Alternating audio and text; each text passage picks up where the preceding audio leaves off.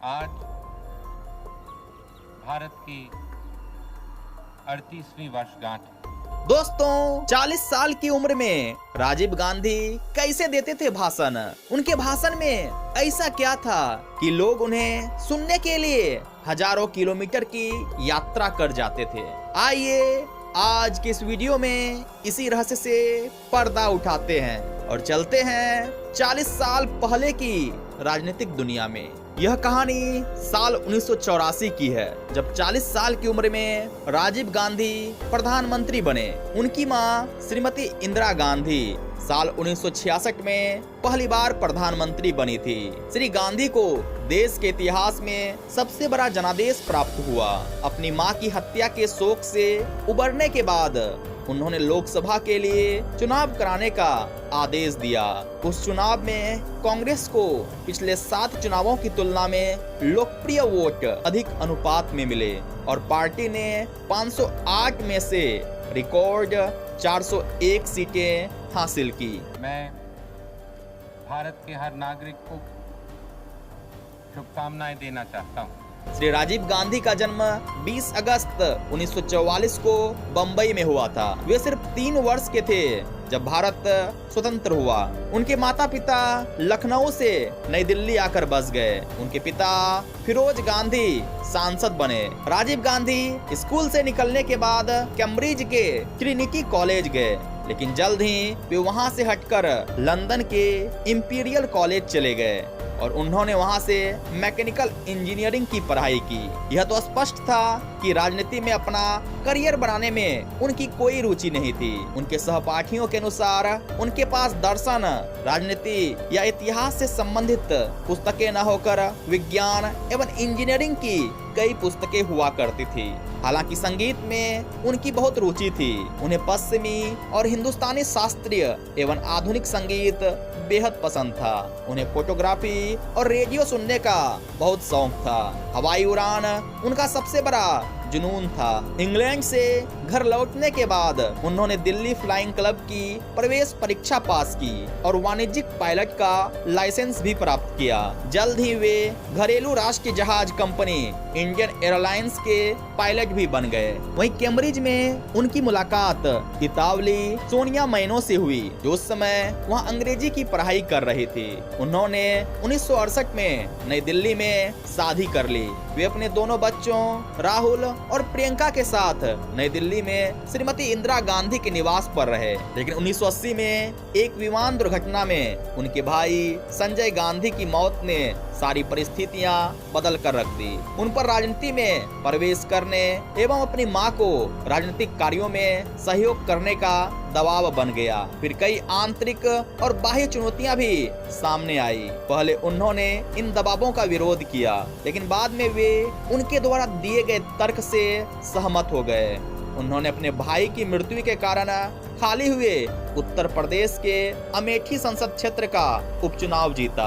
यह घटना 31 अक्टूबर 1984 की है, जब इंदिरा गांधी की हत्या कर दी गई, जिस कारण राजीव गांधी बेहद दुखी रहने लगे। व्यक्तिगत रूप से इतने दुखी होने के बावजूद उन्होंने संतुलन, मर्यादा और संयम के साथ राष्ट्रीय जिम्मेदारी का अच्छे से निर्वहन किया। महीने भर के लंबे चुनाव अभियान के दौरान श्री गांधी ने पृथ्वी की परिधि के 1.5 गुना के बराबर दूरी की यात्रा करते हुए देश के लगभग सभी भागों में जाकर 250 से अधिक सभाएं की और लाखों लोगों से मुलाकात किया।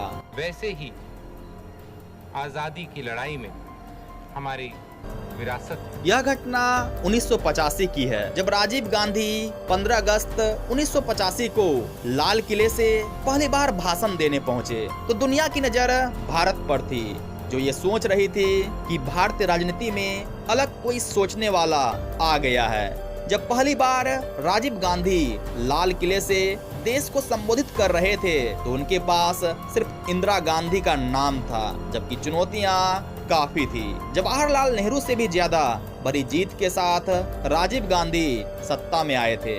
इंदिरा गांधी की हत्या के बाद राजीव गांधी राजनीति में आए और देश के प्रधानमंत्री बने। साल 1985 में राजीव गांधी लाल किले की प्राचीर से देश को संबोधित करने के दौरान वह शुरुआती 5-7 मिनट अपने नाना जवाहरलाल नेहरू और मां इंदिरा गांधी के बारे में ही बातें करते रहे।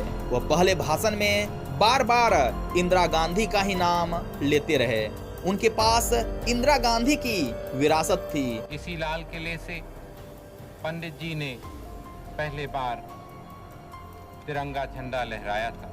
आज इंदिरा जी को यहाँ होना था। और फिर उन्होंने देश की तरक्की के रास्ते पर चलने और 38 वर्षों की उपलब्धियों के बारे में बताते हुए कहा, पिछले 38 साल में हमने बहुत तरक्की करी। इन सालों में हमने करीब 63% जनता को गरीबी रेखा से ऊपर उठा दिया। राजीव गांधी के प्रधानमंत्री के कुछ माह बाद ही मानसून के दगा देने के चलते देश में भयानक अकाल पड़ा था। उस वक्त उन्होंने देश के अलग अलग इलाकों का दौरा किया था। स्वतंत्रता दिवस पर उनके भाषणों में बेरोजगारी और गरीबी के लिए चिंता साफ दिखती थी, लेकिन लोगों के दिलों में यह बात भी थी कि उनका नेता जरूर कोई ना कोई रास्ता निकाल लेगा। चुनौतियां बनी रही, लेकिन राजीव हर साल लोगों को नौकरियां देते रहे। राजीव गांधी ने साल 1987 में लाल किले से कहा था कि युवकों में एक निराशा कभी कभी दिखलाई देती है।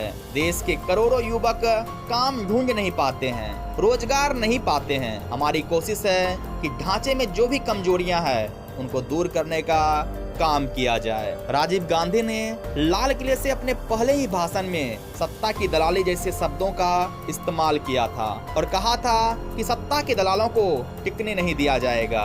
इससे उनका इशारा साफ था कि सत्ता संरक्षित दलाली उनकी सरकार में नहीं चलेगी। 1986 के अपने भाषण के दौरान उन्होंने न सिर्फ भारत को संबोधित किया, बल्कि उन विविधताओं के बारे में बात की जिनसे भारत बनता है। उन्होंने कहा था, एक भारतीय होने का मतलब यह नहीं कि हम केवल देश के निवासी हैं। हमारे पास संस्कृतियों की विविधता है। हम अलग अलग धर्मों के हैं, हिंदू, मुस्लिम, सिख, ईसाई, जैन, पारसी और बौद्ध। हम सभी धर्मों व आस्था को सम्मान देते हैं। इसी तथ्य से हमारी ताकत और एकता बढ़ती है। यही एकमात्र रास्ता है जिसका हमें अनुसरण करना चाहिए, क्योंकि हमारी ताकत हमारी विविधता में निहित है। दोस्तों, आज के वीडियो में बस इतना ही। अगर वीडियो पसंद आई हो तो लाइक, शेयर और सब्सक्राइब करते हुए कमेंट बॉक्स में अपना विचार भी रखेंगे। बेहद आभार हमसे जुड़ने के लिए।